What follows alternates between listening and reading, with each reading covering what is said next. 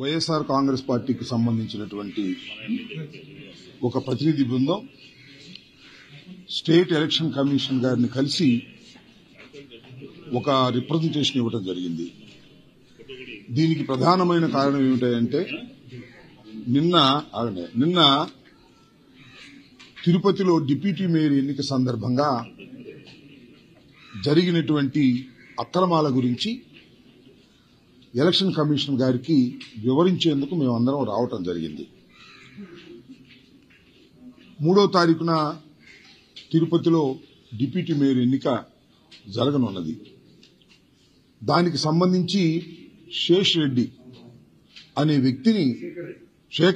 వ్యక్తిని ఒక కార్పొరేటర్ని మేము డిప్యూటీ మేయర్ అభ్యర్థిగా ప్రకటించడం జరిగింది. ఇంకా నామినేషన్ కూడా వేయలే. ప్రకటించగానే ఆయన మీద తీవ్రమైన ఒత్తిడి తీసుకొచ్చారు.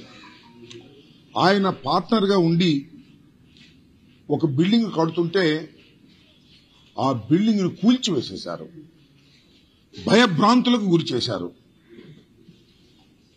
లీగల్ గా చట్ట ప్రకారంగా ఏదైనా ఒక భవంతిని కూల్చాలి అంటే దానికి లీగల్ నోటీస్ ఇవ్వాలి.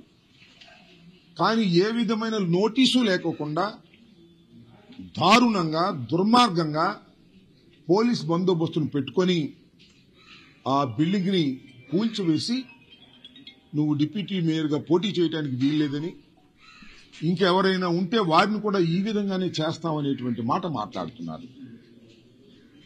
శిరీష్ గారు ఎవరైతే చైర్పర్సన్ గా ఉన్నారో, మేయర్ గా ఉన్నారో ఆమె కూడా వెళ్లి అడ్డుకోవడానికి ప్రయత్నం చేసింది. ఆమెను కూడా లెక్క చేయకోకుండా ఈ రకమైనటువంటి దారుణానికి పాల్పడుతున్నారు. నేను ఇక్కడ చెప్పదలుచుకున్నది ఏమిటంటే, చంద్రబాబు నాయుడు గారు రాజ్యసభ సభ్యుల్ని, మెంబర్ ఆఫ్ లెజిస్లేటివ్ కౌన్సిల్ని ఎవరైనా పార్టీలో చేరతామంటే ఆయన ఏం చెప్తాడంటే బహిరంగంగా రాజీనామా చేసి రండి, మేము చేర్చుకోం, రాజీనామా చేసి వస్తేనే మేము చేర్చుకుంటాం అనేటువంటి మాట చాలా సందర్భాల్లో మాట్లాడారు. అదేవిధంగా మా దగ్గర నుంచి వెళ్లిపోయినటువంటి రాజ్యసభ సభ్యుల్ని రాజీనామా చేయించి కొత్త వారికి ఇచ్చారు. మళ్ళా బీరా మస్తాన్ రావు గారు లాంటి వారిని మళ్ళా తిరిగి ఎన్నుకున్నారు. మేము వారికి చెప్తున్నాం, కార్పొరేటర్ల విషయంలో మీకు అది వర్తించదా? ఇదైనా ఉంటే మా పార్టీ నుంచి ఎవరైనా లాక్కోదలుచుకుంటే రాజీనామా చేయించి మీరు పోటీ పెట్టుకోండి, అంతే తప్ప మా పార్టీ తరపున గెలిచిన వారు, మా ఫ్యాను గుర్తు మీద గెలిచిన వారు వాళ్ళందరినీ ప్రలోభాలకి దౌర్జన్యాలకి పాల్పడి మీరు వాళ్ళని లాక్కునేటటువంటి ప్రయత్నం చేస్తున్నారు. ఇది చాలా దుర్మార్గమైనటువంటి విషయం. ఏదైతే నిన్న బిల్డింగ్ కూల్చారో శేఖర్ రెడ్డికి సంబంధించి దాని మీద అవసరమైతే సుప్రీంకోర్టు కూడా వెళ్లి వారి మీద యాక్షన్ తీసుకుంటామని, రెండో అంశం ఏంటంటే ఎవరైతే మా పార్టీలో గెలిచి అవతల పార్టీలోకి వెళ్లేటటువంటి ప్రయత్నం చేస్తున్నారో ఒకళ్ళిద్దరు ఎవరైనా అలా చేసినా కూడా వారి మీద విప్ ఇష్యూ చేసి వారి మీద డిస్క్వాలిఫికేషన్ కావాల్సినటువంటి పరిస్థితులు కూడా తీసుకొస్తామని, దాని మీద అవసరమైతే న్యాయస్థానం ఆశ్రయిస్తామని కూడా ఈ సందర్భంగా చెప్పదలుచుకున్నాం. ఎవరైతే అక్కడ కలెక్టర్ గాని కమిషనర్ గాని ఎవరైతే ఉన్నారో వారు ఆల్రెడీ తెలుగుదేశం గుప్పెట్లోకి వెళ్లిపోయి ఈ ఎన్నికలను వన్ సైడెడ్ గా చేసుకోవాలనేటువంటి ప్రయత్నం చేస్తున్నారు. కాబట్టి వారిని విధుల నుంచి తప్పించి సిన్సియర్ గా ఉండేటటువంటి అధికారులను వేయవలసిందిగా కూడా మేము ఎలక్షన్ కమిషన్ వారిని కోరటం జరిగింది.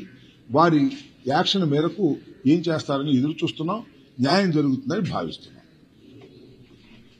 ఇంకొక విషయం కూడా ఇక్కడ ప్రస్తావన చేయాలి, దీనికి సంబంధం లేకపోయినా, ఈ రోజు తెల్లవారుజామున 3 గంటలకి కిర్లంపూడిలో ముద్రగడ పద్మనాభం గారి ఇంటి మీద దాడి జరిగింది. ఒక గుర్తు తెలియని వ్యక్తి, అప్పటికి గుర్తు తెలియని వ్యక్తి ఒక ట్రాక్టర్ తీసుకొచ్చి ముద్రగడ పద్మనాభం గారి ఇంటి గేటుని గుద్ది ప్రాంగణంలోకి ప్రవేశించి పోర్టికోలో ఉన్న కారుని ఈ ట్రాక్టర్తో గుద్దించి డ్యామేజ్ చేశారు.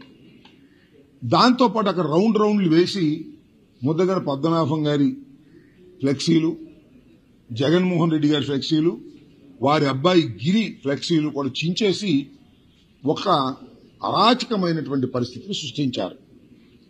అతను ఎవరు ఏమిటి అని వెళ్ళి అడిగితే నేను పిఠాపురం ఎమ్మెల్యే గారి తాలూకా అని మాట్లాడుతూ ఉన్నాడు. నిజంగానే ఎంక్వైరీ చేస్తే పోలీసులు వచ్చారు, పోలీసులు పట్టించారు.